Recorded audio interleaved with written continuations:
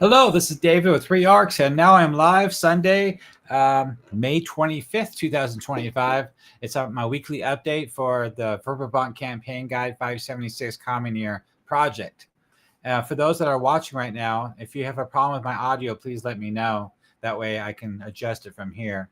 It seems to me like everything is working, but I don't have my chat working on screen for some reason, and I don't know why. But I guess we'll do a test here and see if it doesn't work. So I'm going to send me a fake test message, but yeah, it's not popping up for some reason. Let me see if I can't type in YouTube here. There we go. Aha. I think I got this backwards. Sorry. Let me fix this real quick. Let's see that.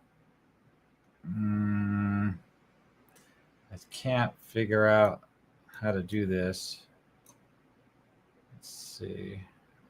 Sorry. Yeah, for some reason.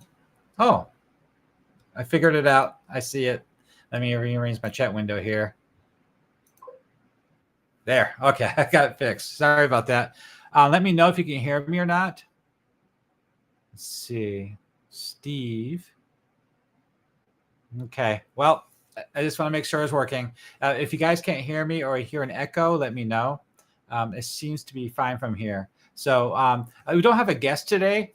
Sometimes we do, but I had a new Dungeon Master that joined our Three Orcs Discord group, and he was interested in joining as a guest to talk about his campaign, but he just didn't have time today to do that. But maybe next week he'll join us.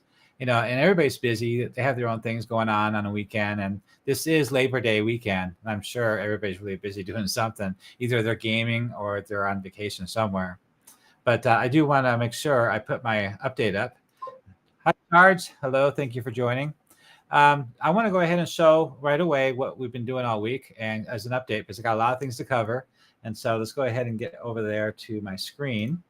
I'll pop that up here. Now, I make comics for fun on the side when I, in between, like drinking my coffee and having a cookie or something at the coffee house. I'll make these little doodles once in a while. And to this week, I want to announce, the first thing I want to announce is that the launch of my Three Orcs Village of Nold module on the DMs Guild was a great success. A lot of sales. A lot of people bought that module, and they're really excited to run Temple of Elemental Evil. And in fact, I should share on screen with you guys what I have here. See if I can't do that. Let's see if I can get the right screen to show you. Taymouth Settlement. We still haven't added any more locations to the main village article. I'm still waiting on that from the guys. And Clan Nelithil. The clan for the elves I was done, like I said, last couple of weeks. But Oakvane is the capital of the clan in the middle of the gnarly forest. We'll cover that in a moment here. But I don't see, let me see if I can't find what I'm looking for here. Here we go. Contact us. Judges Guild. Here we go. So, well, oh yeah, I remember now.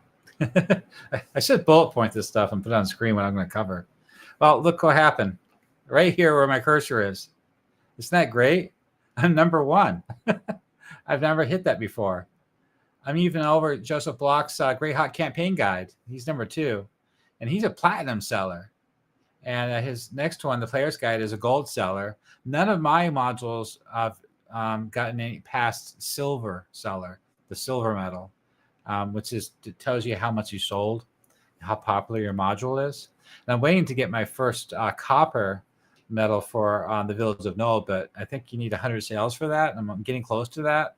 But right now, as of today, it's the most active. It's the most purchases. So I'm the hottest number 1 seller right now. And that's what's happening. So I'm pretty excited about that. It's pretty cool. Let's check it one more time. Nope, I still don't have the medal. The medal appears on the top right-hand corner. So that's pretty cool. About this, though, I don't know if not everybody checks their emails, but see the update.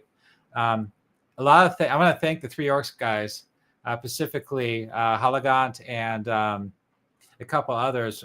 They actually helped out, including, let's see who helped us here. Halagant, oh yeah, and Sam. He's not on Three Orcs, but he helped me as well. He was the first round of edits, and that was my first update. And then just yesterday, Halagant finally got a chance to look over the module, and he sent me a big list of edits I had to make. And so not only did I make those edits, but I added some stuff to the module. I wonder if I have the module open right now. Let's see.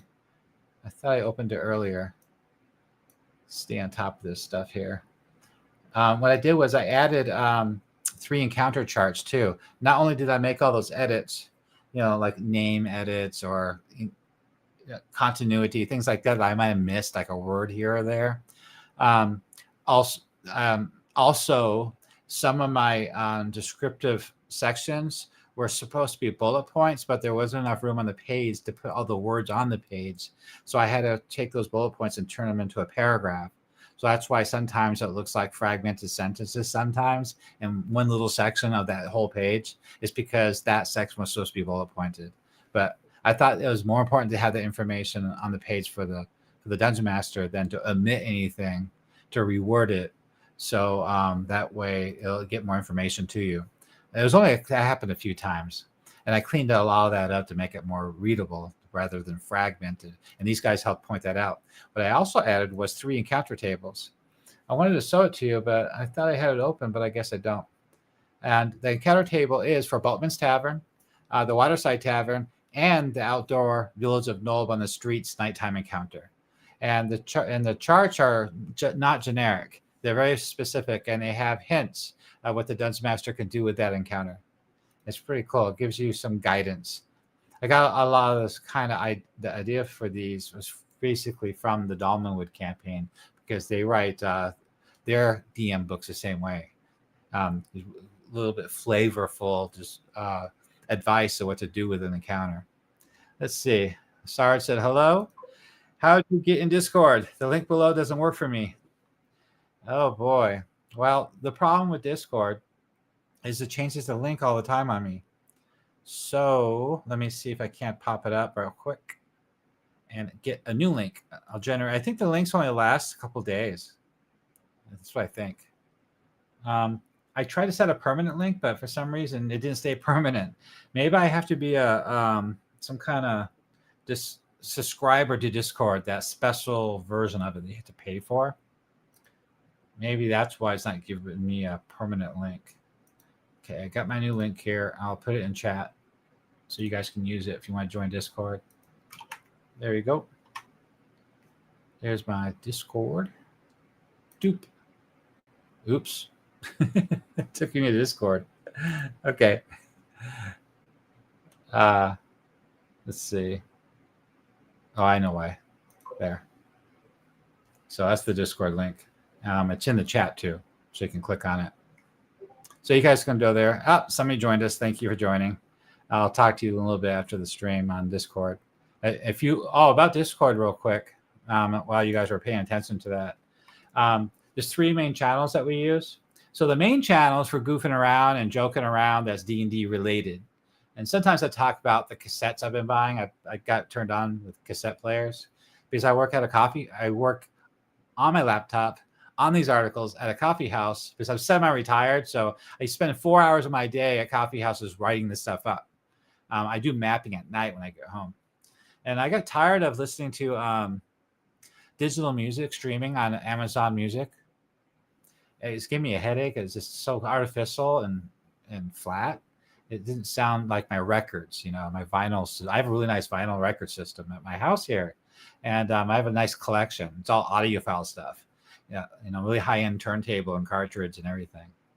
And I love listening to real music rather than the false artificial version of it.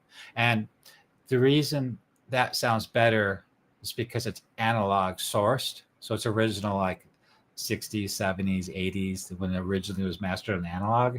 And that's why it sounds better on vinyl. But when you talk about newer music that was originally mastered in digital, that's a different ballgame. So anyway, that's the music I listen to, like The Police, Led Zeppelin, Rush, the Eagles, things like that. So it should stay in analog. And I noticed that it sounds so much better. I got a really expensive cassette. I put the picture on Discord of what I got, and I've been using it at that coffee house, listening to it. So it put me in a lot better mood and frame of mind for writing these articles. So the Discord channel, the general channel, is for general discussion, talking about D&D and joking around, comics. I made that comic I showed you earlier. The Three Orcs Patreon chat room is for this project, what this video is about, what I do all week, because I try to collaborate with everybody there, with you guys. And I'll put pictures up, I'll put articles up. I'll say, hey, this article's done. What do you think? You guys see anything wrong? Anything I missed? Did I miss anything? Did I get anything wrong here? Can you guys? And sometimes you guys are nice enough to point things out, so I can go in and edit it right away because I have it open. I'm middle writing it, and I can make the changes immediately. So, and sometimes I'll ask questions like, is this half orc supposed to be like this? And then you guys will answer for me. And also, a lot of you guys are writing these articles too. Like a bunch of Dungeon Masters has been around since the 80s, and they got material and campaigns, and like these different villages: Twilight Falls, Renhurst, Divers, Wild Coast, the Scarlet Brotherhood, all that kind of stuff. And so the more I get help from you guys with that stuff, the faster I can get it on World Anvil website, so you guys can use it in your campaign and put it on the interactive map, so you can just use the map at the table while you're running the game. And then later on, I might turn it into a module. It's all up in the air what modules I'm going to make next for the DMs Guild. I keep getting requests for the city of Verbobonc. The next channel is the Verbobonc Campaign room. That's where we talk about your personal campaigns, the campaign you're running, your group. And that's where we can talk about your campaign and give advice, or you could tell us what happened, what worked for you, that kind of discussion. And that's really cool because a lot of people in there talk. And then, that's right, one more room I created. It's for the looking for a group room. So there's a lot of people that joined lately. They're looking for a group to play online. And I decided to go ahead and create a room for that. And so if you go look right now, there is a couple of people looking to run a game and looking for a group. And this is all Greyhawk related. That's what they want to play. They want to play in Greyhawk. All the Dungeon Masters on our Discord use different various rule systems. There's a lot of 5e players. There's a lot of old school D&D, AD&D, Castles of Crusades, Pathfinder. There's a lot of different DMs, but we all have one common share. The basic common thing we have in common is the Greyhawk world. And the second thing we all have common is most of us, we've been playing since the 80s. We were just talking about that the other day. Most of us are Gen X. And there are a few older than that, actually. A couple of guys admitted they're boomers. They're boomers. And there's a couple that are younger, generation, millennials. But nobody younger than that. But they're welcome. That's the kind of people that come to the Discord. So basically, also what I want to say about that mention is that a lot of these guys, like myself, have been playing D&D for a long time, many campaigns, many rule sets, many campaign styles, ever since the 80s. We all ran the Temple of Elemental Evil before, many times even over the years. So everybody's pretty much in the same boat. A lot of people played a lot in the past, and they didn't play for a long time, and now they're coming back again. I see that story all the time in the Discord channel when they come, and I welcome them, and we all talk about their experiences and the campaigns they run. And I'm always begging for help. So Sarge said, thank you. Is that popping up now? Yep, that pops up. Okay. I hope you guys like my comic. I think it's funny. I wonder if... Okay, so let's click on this one. So this is one update. So I just updated the fact that there's a new version of the Village of Knoll module that you can download again from the DMs Guild. You can download it as many times as you want when you buy it. And the next update I want to make, what I did all week, is I worked on Oakvein. So this right here, I'm going to make another video about this.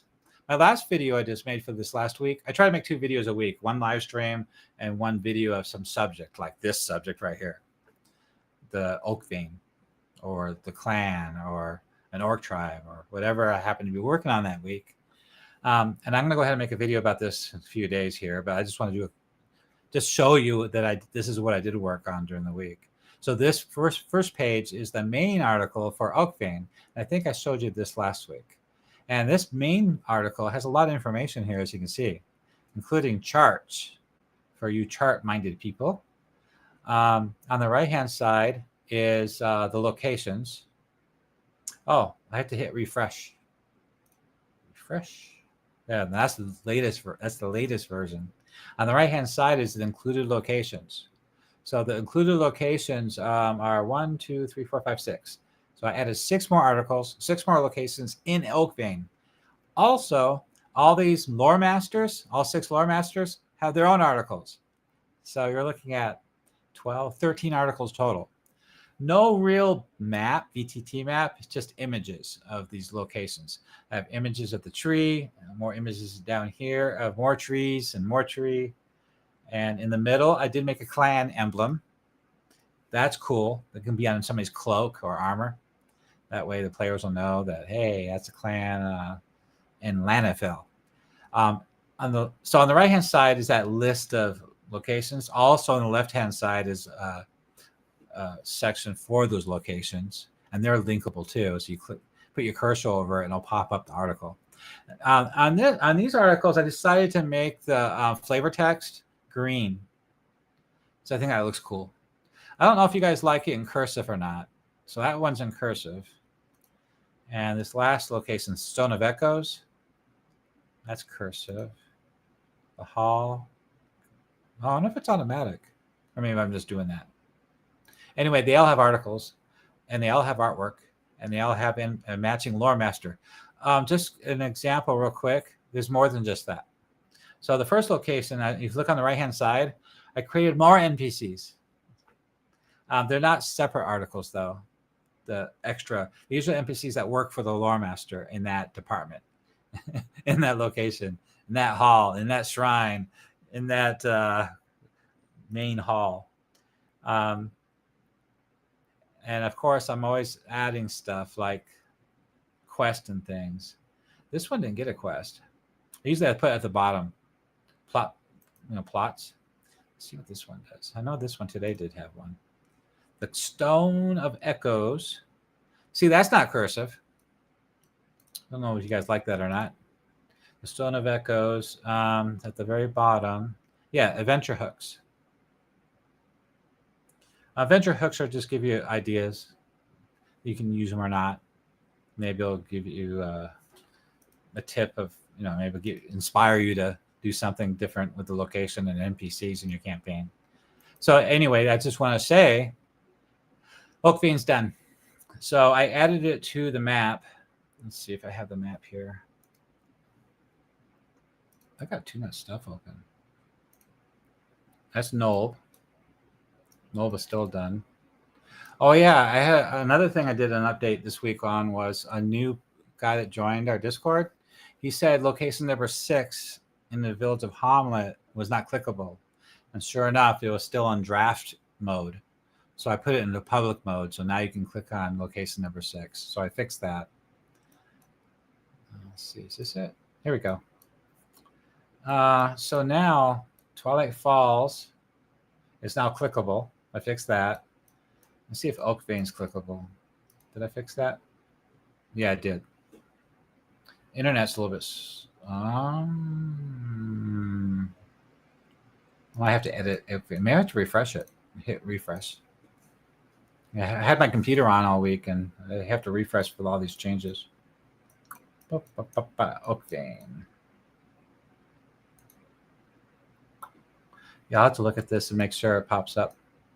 I thought I did it. Oh, I know what happened. See, the articles for Clan and Lanafel. Oakvein's in Clan Lanafel. I have to update this link. I see.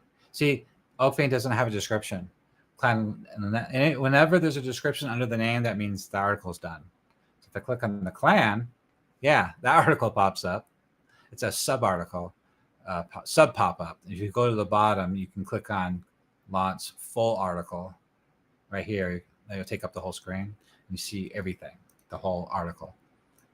So I'm gonna have to add Oakvein to that article. That way you can click on it. I need to do Humming's End. Anybody want to do that? It's a gnome halfling. I can't remember. It's a halfling or a gnome village. That needs to be done. Because look at all the travel. You go, this is supposed to be a open sandbox campaign. You know, you got to get your players moving around. And when they move around, they're going to go through these locations. So Osfric's done. Sheernob's done.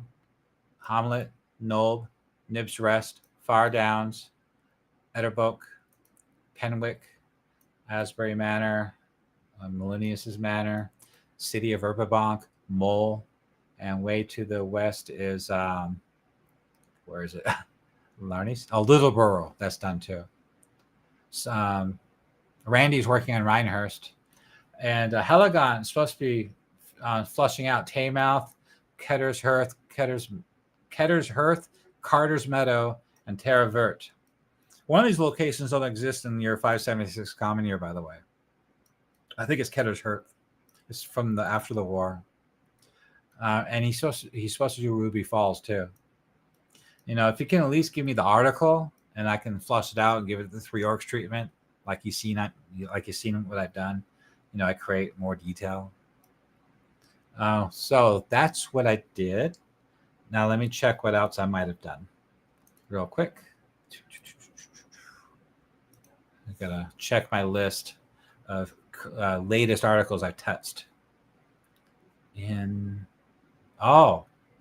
Medieval methods of population counting. Let's look at that real quick. Let's use the other window. Let's do this one. Okay, Lareth capture.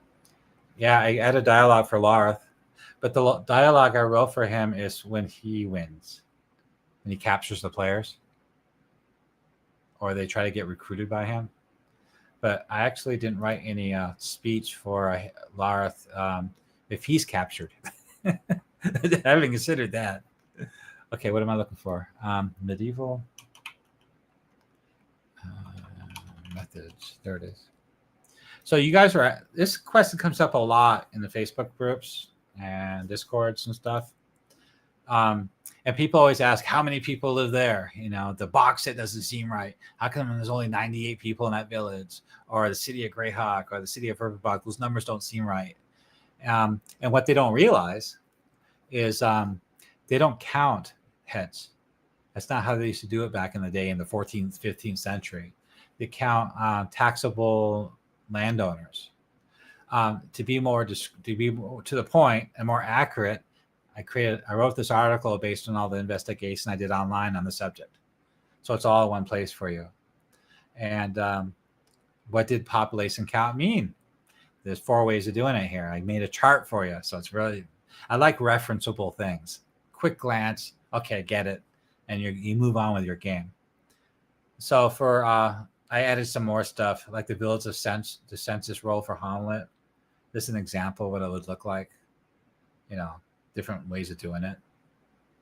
But these are just little examples. It's not the whole list. I didn't really want to spend time doing it. But I did do something else, though. So we'll get to that in a moment. The Village of Hamlet. So I created this article for you guys as a reference. So, this stuff like this is important. So you think as a dungeon master, it'd be cool that you know things, but you don't need to know this stuff to run a game, right? Well, the thing is, this really becomes useful for your players because your players always ask questions. You know, they question you. And so sometimes you just have to show them something to satisfy them. You know, this is good use of this article. You go, hey, look at this article. This is how it works. Yeah, they only count the heads that pay taxes. No, I don't believe that. You know, whatever. Just show them this article, then you'll see this is what they used to do. Actually, it wasn't one way. There's manual rolls, doomsday-like surveys, parish registers, poll tax returns, military musters. There's different ways of doing census. So it's up to you. Well, anyway, with Greyhawk, it's basically just down to the heads of the households. They didn't count children and they didn't count elderly. So that's how they used to do it. So let's go to Hamlet. Just remembered another big thing. So I get sidetracked from you guys on Discord. Let's see if anybody's chatting. I'm in the middle of working on an article, and you know, a Dungeon Master will pop up in Discord and start talking about something, asking questions, and I have to, you know, research and give them answers. But sometimes they want something. Like that one Dungeon Master wanted the village of Littleborough, which is a village of halflings to the west. I had to create that. I had to put a stop to everything else for that week and spend a couple days just on that to get it out of the way. And this is what happened. It happened this week too. I spent a day doing this, and I'll show you right here.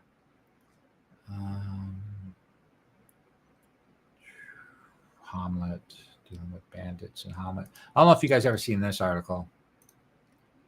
It's dealing with bandits, how to deal with them, the quest, their rewards, how they interrogate them, everything you need to know about what's going on in the campaign with the bandits at the beginning.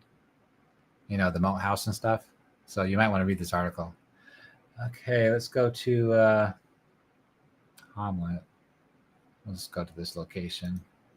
I'm going to cheat. There. Okay, that worked. So anyway, number 6 works now, by the way. That was number 6 right there. Let's see.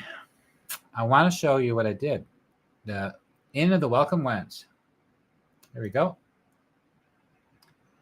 So this is a big article. If I wrote a module for the DM's Guild for the Village of Hamlet, it's got to be more polished, to the point, more referenceable, to fit a page. So you're not flipping through pages on half articles on one page and another quarter of articles on the previous page.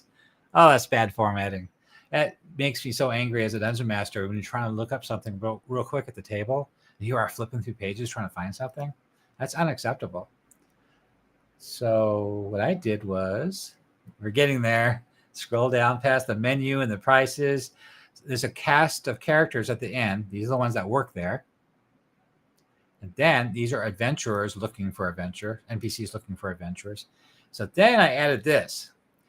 So this is a D100 chart for everybody in the Village of Hamlet that I keyed in this campaign.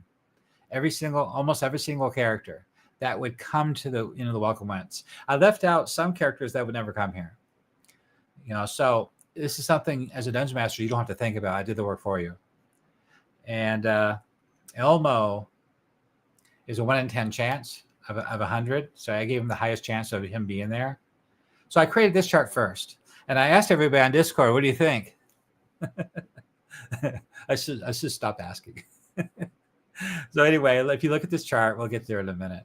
So this is a list of NPCs, and on the right-hand side is little notes about that character. I didn't make anything clickable here. That'd been too much work. But I did put the location. See, carpenter shop, location number 28. I should link that. But I'm already past Hamlet. I'm past Nold. I'm working on other stuff. But I probably should do that. So anyway, I also put a religion column because, you know, maybe as a dungeon master, you want to have a bar fight. Old Faith versus St. Cuthbert. Maybe they started throwing names at each other and got into a brawl. That'd be fun. I thought of that a long time ago, back in the 80s, that could happen. I think he even mentions it in the module. So I put notes: drunk, hunter, regular. He's a regular there. Melissa Captain is infrequent there, even though he's 11 and 14. Rarely drinks. He's stern. So this is going to help. Of course, each one of these characters have an article. Personality, motivation, background, all that stuff. Dialogue, pictures, artwork. This is just a quick reference. So if you scroll down to 100, it's a big list. You got, hey, Rob, Rip Coble, thank you for joining the Discord channel. Shirnob Gnome Merchant, Mysterious Stranger, like Lucius, the temple courier, a visiting noble or an agent of Viscounty, of Ferrandi, or of Luna. All this stuff, even cultists, earth cultists and fire cultists, of the fire temple, earth temple. The reason I didn't put water temple as an encounter is because they generally don't come to Hamlet or beyond Hamlet because they're focused on Nold and the pirates and Emrid's Run and the Velverdava River. They're water cultists, and they have huge collaboration with the pirates, like Captain Tolub. So that's where their focus is. It's the earth cultists and fire cultists that usually come out here and raid and get involved. The air cultists are weak, as you know from the module. They do have a outpost out there in the Crying Hills, but they're not generally doing what these other cults are doing. They're doing different kind of raids because they're riding around on giant vultures and hippogriffs. There's not that many of them. Okay, so so I made this. I said, hey guys, on Discord channel, and that's what the Discord channel is for. You guys aren't helping me make this, so I'm doing it. And I put it up there, and they said, oh, we don't like it. Because the odds aren't right. The chances of somebody showing up isn't accurate. So I said, the only way to make that accurate is if a D500 chart. Then I can make it accurate. Because you're supposed to roll like 3 to 4 times per night. So then I said, okay, the only way to really do this is to make subcategories and subcharts. All right, so then I decided to create this next. As you can see, this chart's a lot smaller. It's a D100, and it gives legitimate chances of certain groups of being there. It's more realistic. These numbers could be adjusted, and that's another reason why the Discord channel is there, so you guys can comment on that, and I can edit it. Like, I don't think those keep workers over at the keep should be 3% chance of being there. I think they should be 5% chance of being there. So we can adjust it. Things like that. Or I might have left something out. So there's the cultist down here. I gave them a 4% chance. Oh yeah, the percentage is right here, 4%. I also added another section, advice. You should roll 1 to 4 times, depending, extended stay. If they're going to be there all night, roll once an hour. If the party's waiting or watching or casing the inn, you can make each roll like a slow buildup of tension. All this little advice. If there's a special event going on, add +1 to the roll. Adjust for the narrative tone. Overlap? Yeah. Elmo can show up with the militia. Adventurers can argue with the spies, Ronug and Greymog from the trader shop. You can stack it into a larger scene. So I spent a day doing this for you guys. Okay, what do we got here? You guys are talking. Let's see. I gotta click on that stuff. Sarge. Still good to have the chart. I can fudge numbers all I want. Thanks for doing the work. You're welcome. I'm glad you guys find it useful. I know I probably should. This is what I should do. Take this chart and make subcharts under a lot of these categories, like farmsteads and families. That way you can know which one of these show up. Yeah, I could. Or you can just pick. I'm kind of past Hamlet. I'm moving on. I want to get things done. I want to get to the Wild Coast and Divers, because that's all part of this open sandbox campaign for the Temple of Elemental Evil. Bring it all in. It's a big, huge, epic campaign and involves everything, because they're all collaborating with the Second Rising, the Temple of Elemental Evil. Okay, so I mentioned that. Okay, what else did I do? Make sure I cover everything. I spent a lot of time on that elf clan and Oathbane, the 6 rooms, the 6 NPCs. That's what I did this week. Oh, and I did all that. Plus, I had to create another update for the Village of Nold module, because I had all those a list of errors that Hologon found, and I had to go in and edit them. And then I added those 3 Wandering Monster charts. I should show it to you guys. Let's see. Dang, look at all this stuff. Thumbnails. So let me find it real quick. App data. It's under... I'm so used to looking at my laptop file structure at the coffee shop. Is it in here?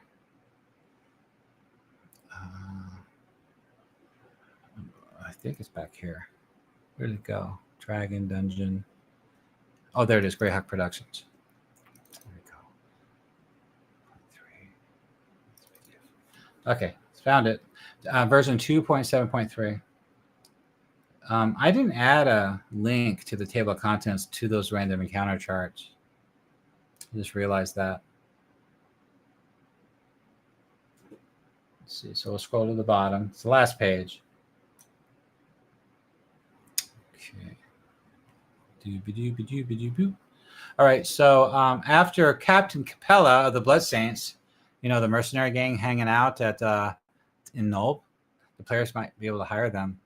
You gotta remember, the cultist agents can hire them too, and so can other bandit gangs or Lady Nisara. So the Dungeon Master has a lot of leeway with this mercenary band that could do anything. They'll work for anybody as long as the coin is right, and it's not going to get them killed. So after page 139 is the random encounter chart for the Waterside Hostel, nighttime. So it's a D100.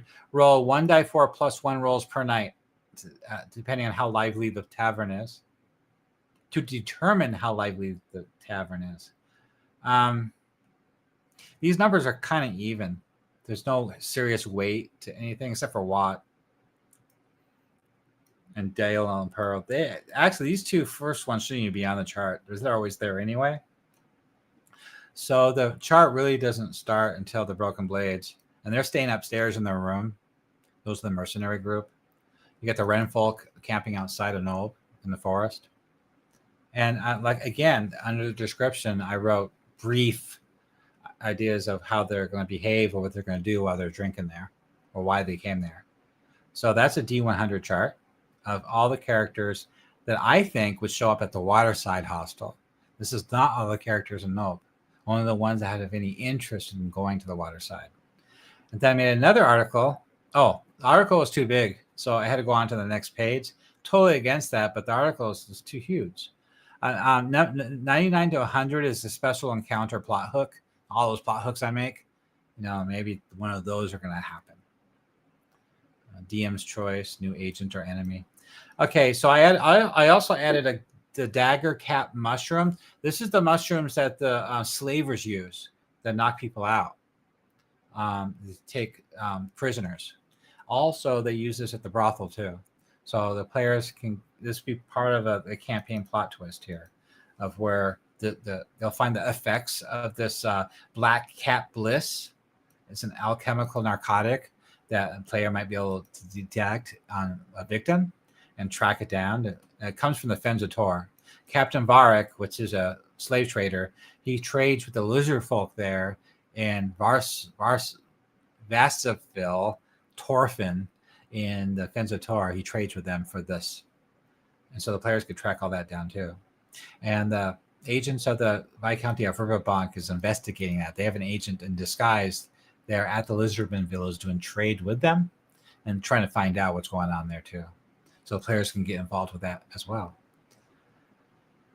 So Boatman's Tavern is way too big. So I started it early, half page, and I went all the way down to here, another half page. So that's a D100 roll. And these are all the characters that most likely be at the Boatman's Tavern, including the Renfolk. Otis, there's only a 2% chance of Otis ever being there. Rarely visits, but keeps an eye on the villagers' happenings. Village of Nulb. So I did another chart for a nighttime encounter out in the streets of Nulb.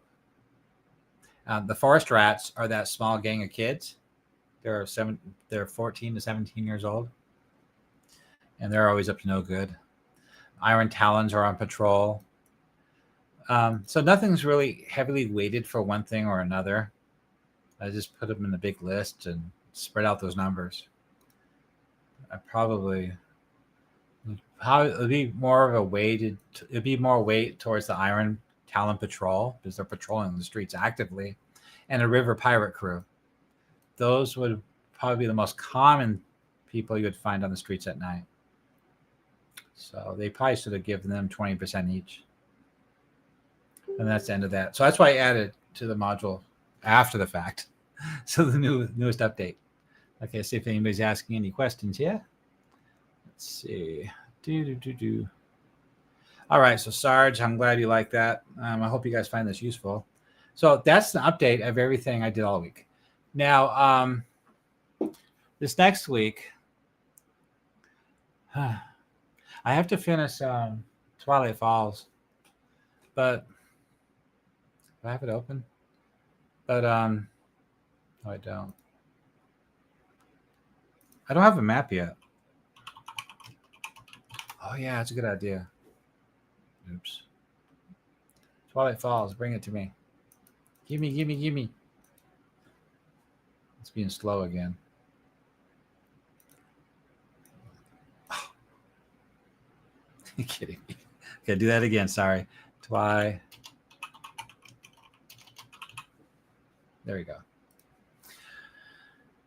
Okay, so we have 13 locations. I probably should add 3 or 4 more locations. I'm sure there's a few shops that I missed. That's important. I got 2 taverns there, so we're good with that. And I have a blacksmith.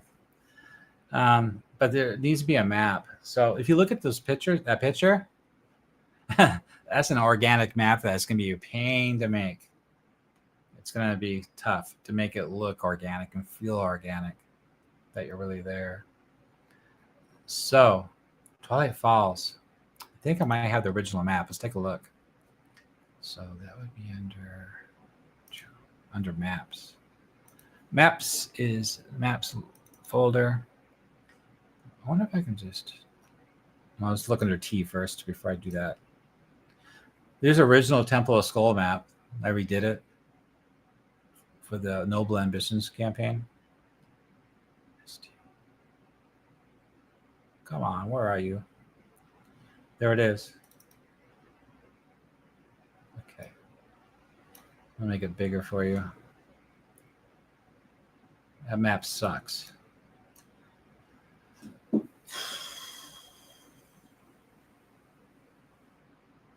That map's of no use.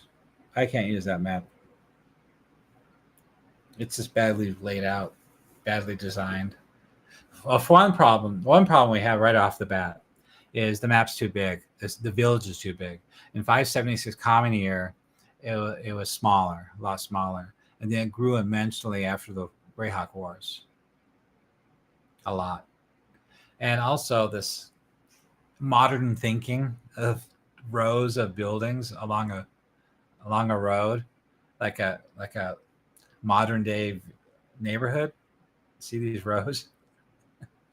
Oh, that's so bad. That's not medieval at all. That's not how villages look. I was just watching a television documentary about medieval villages, how they're laid out. What's this? I don't even know what that is. Railroad track. Oh, those are farms. Those are supposed to be farms with farm tracks. I think that's what that's supposed to be. So the falls are right here. So it's a bigger river above the falls and a small stream going down. There should be a pond underneath the falls. Oh, unless a stream.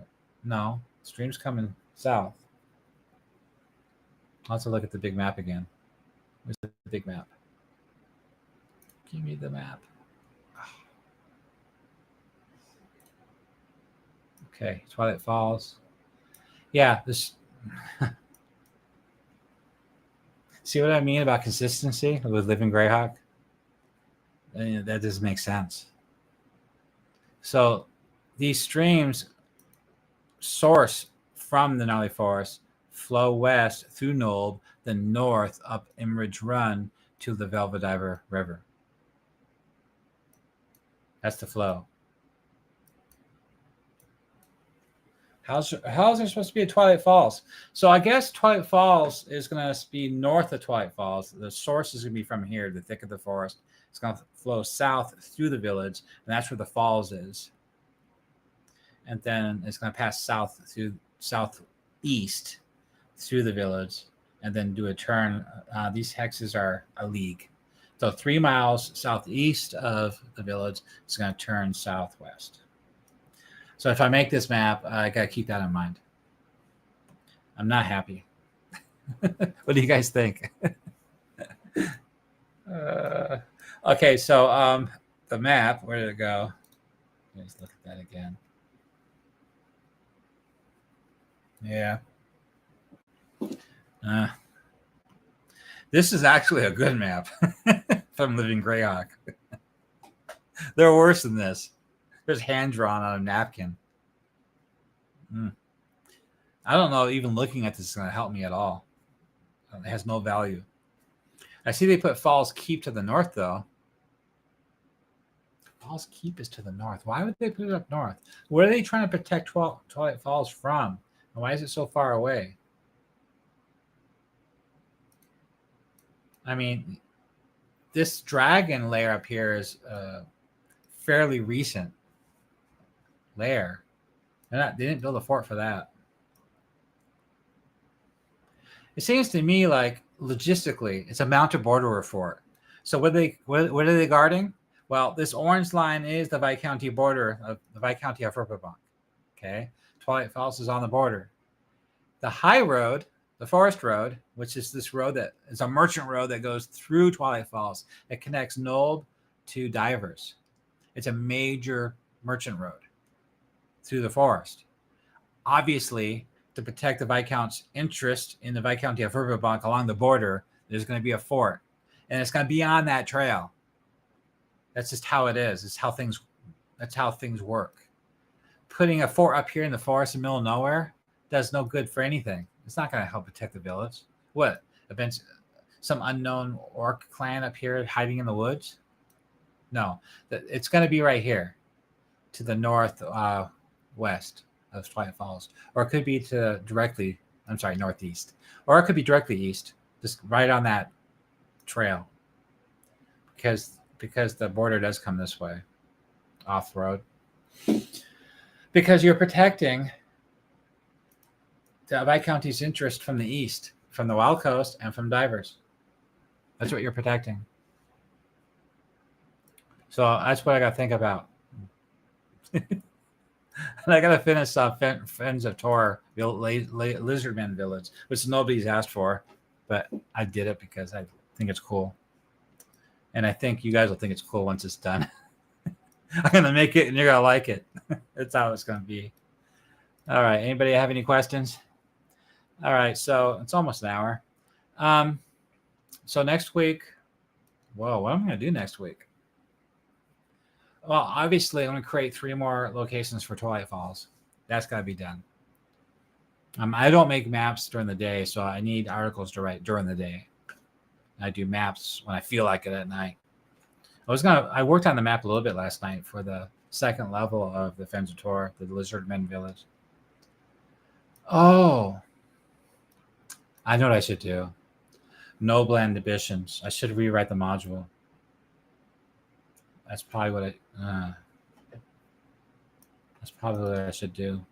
I'm getting a request to publish City of Verbobonc as a module on DM's Guild.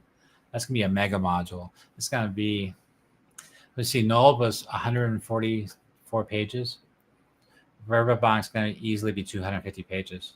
It's going to be massive.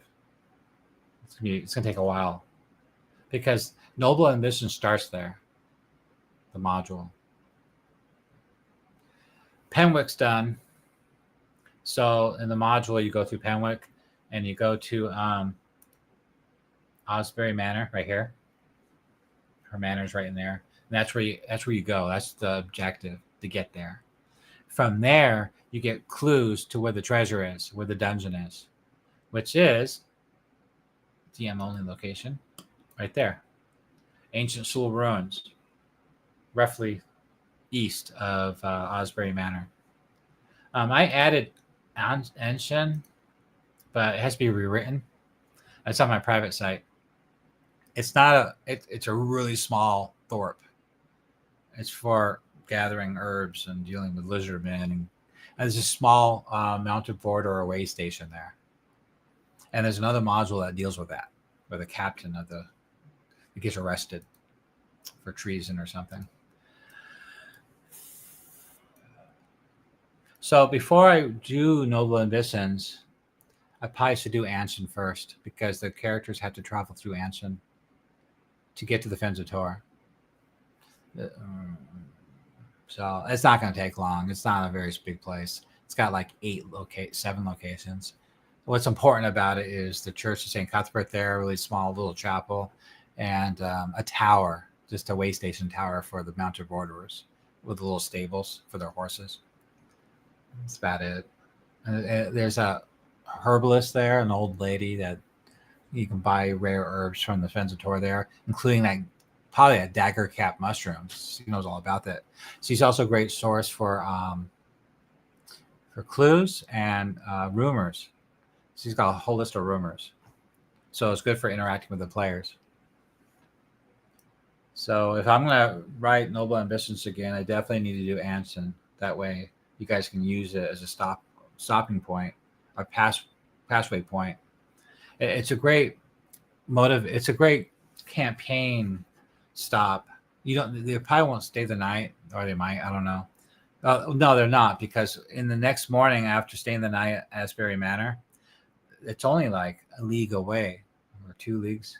And so it's still going to be morning when they get to Anson. So there's no way they're going to spend the night there. They're just going to keep going through the Fensator. But still, they need to see the place, and they're going to be accosted by the mounted borderers, the guards there. And the players will probably also have questions. Good players have questions because they want to. That's a way to mitigate the dangers, especially old D&D, where death is so easy. The game's a lot more dangerous. Knowledge is power, and it protects your players. So you want to ask questions so that way you're prepared. Like that giant alligator. His name is Lockjaw. I'll have to come up with a name. I make him purple. He glows. That'd be a good one. The water of the swamp starts to bubble and it starts to glow purple. The players say, it's treasure. I dive in. That'd be great. Let's see. What did he say? Sarge said, I'd put up on the east near the Water Road for a moat and water supply. Yeah, the Falls Keep of the Mounted Borderers in Twilight Falls, east near the Water and Road. I agree. That way, because the moat, there is a moat there. They need a water supply. And I showed you guys the picture of that place. I got my stuff open. Let's see. Doop. Oh, I got rid of Twilight Falls. Yeah, good idea. I'll put it there. So you guys, I need to ask you guys on Discord if you guys want me to do Noble Ambitions first, Anson first, and then Noble Ambitions, or should I focus on another town in the campaign? Because Twilight, you gotta realize just because I didn't make a map yet doesn't mean it's not done. Like Twilight Falls can still be used because it's fully keyed with artwork and NPCs. It doesn't have a map yet, which I need to make a map. I sometimes wish I could just throw one together, just throw it up there, but I have a certain level of professional quality standards I have. You can't just throw something together. Now, if somebody else wants to make a map, I'm all for that. If you guys make a map, I'll give you a free module. Halagant next week, I think he's going to work on Clan Felafel. He's going to do that one next. Because these 2 clans right here are the most important, because most likely players going back and forth to the Wild Coast are going to be passing through both those lands.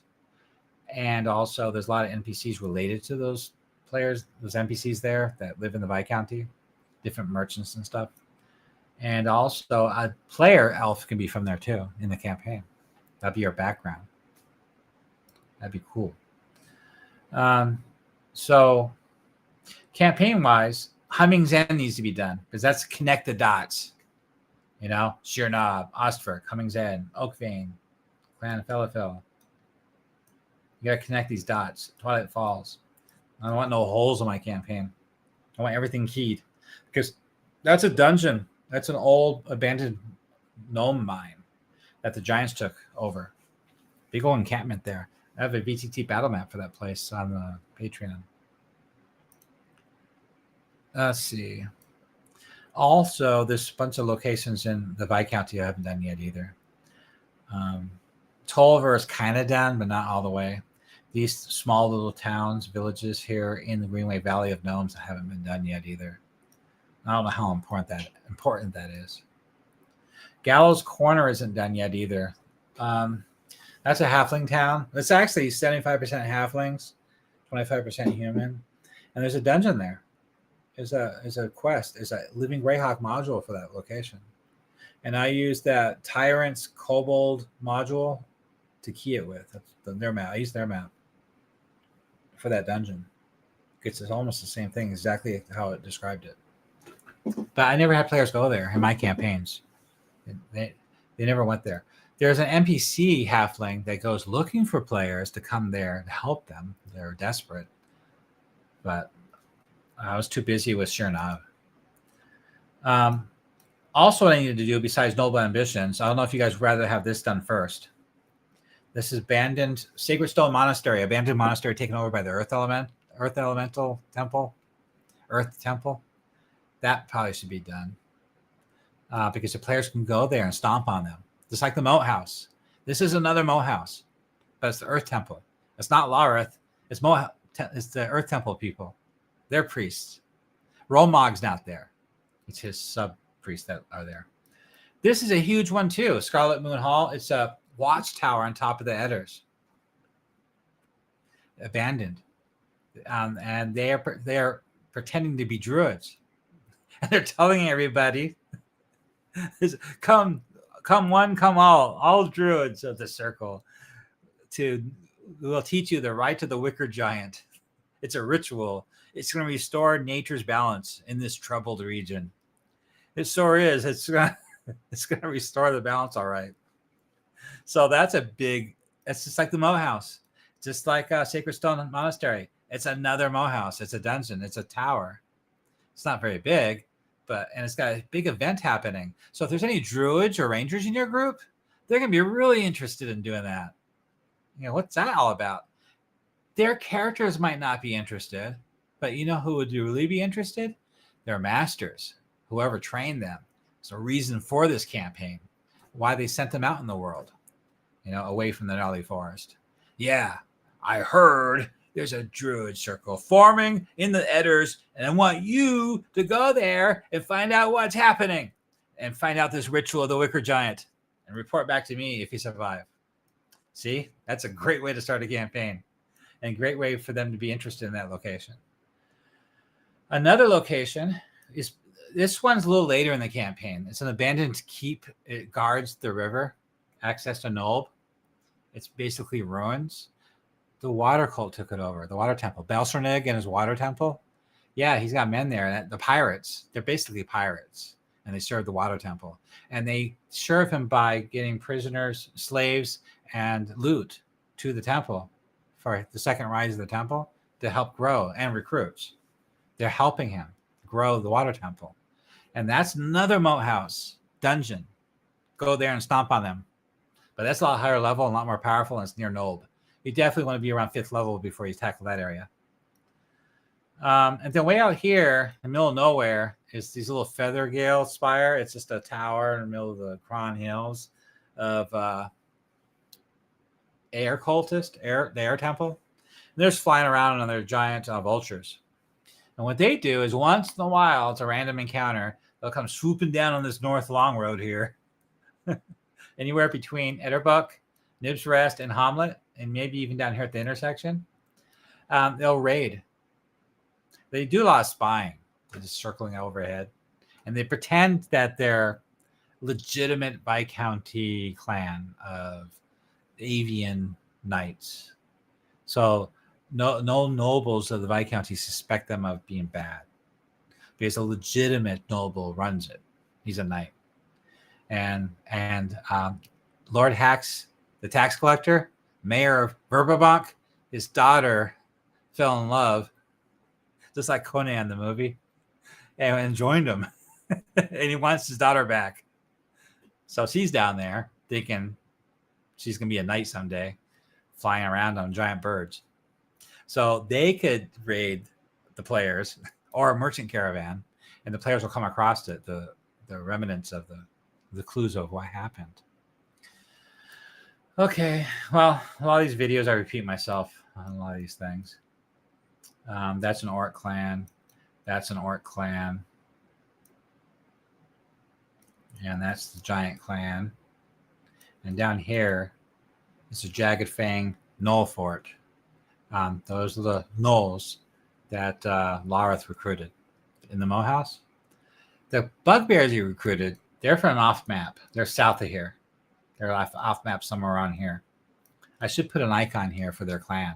That way, if the players want to go hunt them down and exterminate that clan, they can. Make a dungeon of bugbears. It's probably like the Caves of Chaos type lair. You know, a bunch of caves of bugbears, roasting meat over steaks. All right, so it's been an hour. We haven't had anybody join us, so I'm going to go ahead and stop the actual live stream here. And if you guys have any questions, this is your last chance to ask before I sign off for the night. Let's see. Got that. Okay, we have no more questions, so let's go ahead and get back to here. Yeah, I think I shared everything I wanted to share. Cool. Okay, well, this is my weekly update to the Verbobonc Campaign Guide 576 Common Year project, where I update everybody on all the work I did all week, in case you don't have the time to keep up with me on the Discord or the Patreon, because I write so many articles all the time. And also gives other Dungeon Masters a chance to join me and talk about their campaign or ask questions about the project or what to do with their campaign with their players. And that's always fun to talk about too, because it gives other Dungeon Masters ideas what to do with their campaign.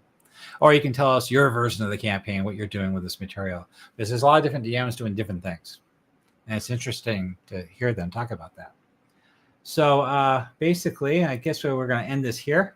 No more questions. Well, thank you for following me on this week, and I really appreciate you joining the Three Orcs Discord. If you guys want to, anybody watching, you're more than welcome to come to the Discord and join us in the conversation, talk about the Greyhawk campaign, Temple of Elemental Evil, and actually help collaborate on the project too, to help springboard it to go faster and spread out into different areas of the Flynn-Ness that has anything to do with this campaign, sandbox campaign.